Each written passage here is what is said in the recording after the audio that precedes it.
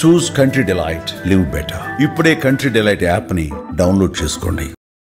బండ్లగూడలో విషాదం నెలకొంది. బండ్లగూడలో గణేష్ విగ్రహాన్ని తరలిస్తుండగా విద్యుత్తు వైర్లు తగిలి కరెంటు షాక్ గురై ముగ్గురు యువకులు స్పాట్లో ఒక్కసారిగా తీవ్ర గాయాలతో కింద పడిపోయారు. గణేష్ పండుగ వస్తోంది. గణేష్ విగ్రహాన్ని మండపాలకు తరలిస్తూ ఉన్నారు.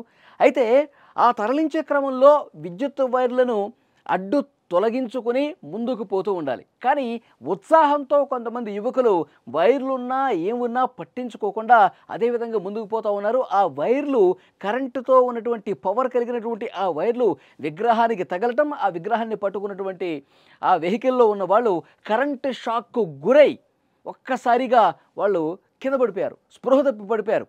అక్కడ దీన్ని గమనించినటువంటి స్థానికులు వెంటనే వాళ్ళని ఆసుపత్రికి తీసుకెళ్లారు. ప్రస్తుతం వాళ్ళు చికిత్స పొందుతున్నారు. తీవ్ర గాయాల పాలయ్యారు. కొంతమంది పరిస్థితి విషమంగా కూడా ఉన్నట్టుగా తెలుస్తోంది. చాలా బాధాకరమైనటువంటి విషయం.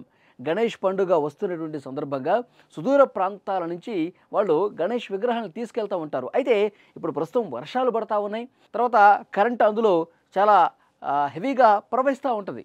ఆ వైర్స్లో ఆ విద్యుత్ వైర్లు అనేవి కిందకి జారిపడి ఉంటాయి, వేలాడుతూ ఉంటాయి. చాలా జాగ్రత్తగా ఉండాలి. ఒక కర్ర తీసుకొని, ఒక పొడవాటి కర్ర తీసుకొని విగ్రహానికి అడ్డొచ్చినటువంటి ఆ వైర్లను పైకి లేపి లేదంటే అడ్డు తొలగిస్తూ విగ్రహాన్ని ముందుకు తీసుకెళ్తూ ఉండాలి.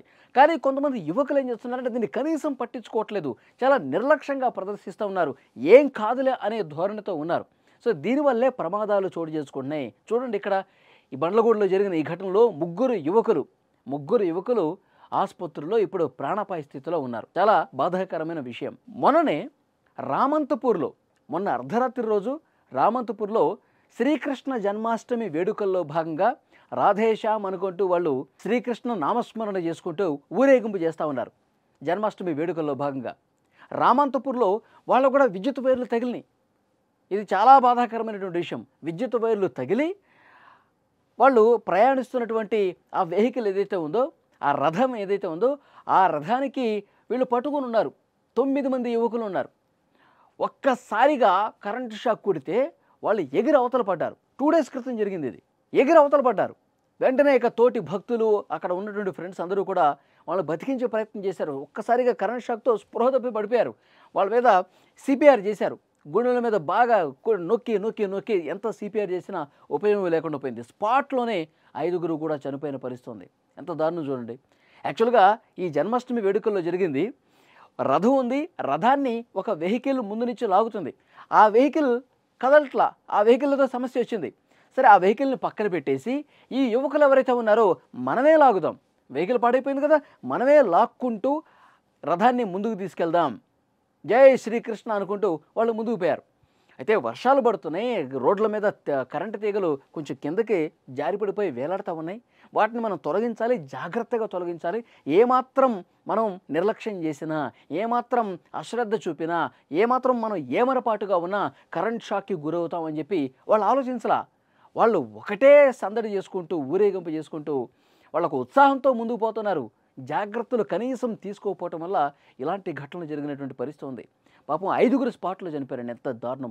ఆ కుటుంబాలు రోధిస్తూ ఉన్నాయి. స్థానికంగా ఒక ప్రైవేట్ ఆసుపత్రికి హుటాహుటిన అంబులెన్స్ పిలిపించి తీసుకెళ్తే అప్పటికే చనిపోయి ఉన్నారని చెప్పి వైద్యులు చెప్తే కుటుంబ సభ్యులు, వాళ్ళ భార్యలు ఏడుస్తూ ఉన్నారు, కన్నీళ్లు పెట్టుకుంటున్నారు. వాళ్ళకి చిన్న చిన్న పిల్లలు ఉన్నారు.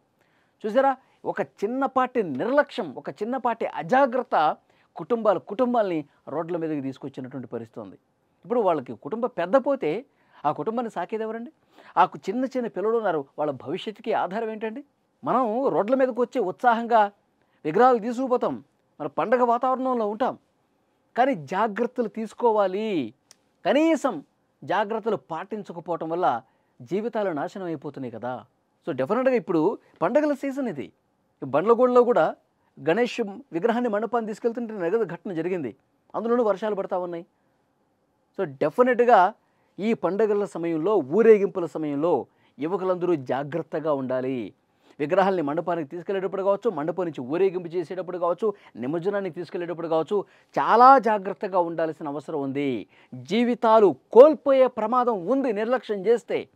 సో డెఫినెట్గా పోలీసులు కావచ్చు, అధికారులు కావచ్చు అవగాహన కల్పిస్తూ ఉన్నారు. కరెంటు తీగల పట్ల జాగ్రత్తగా ఉండాలి.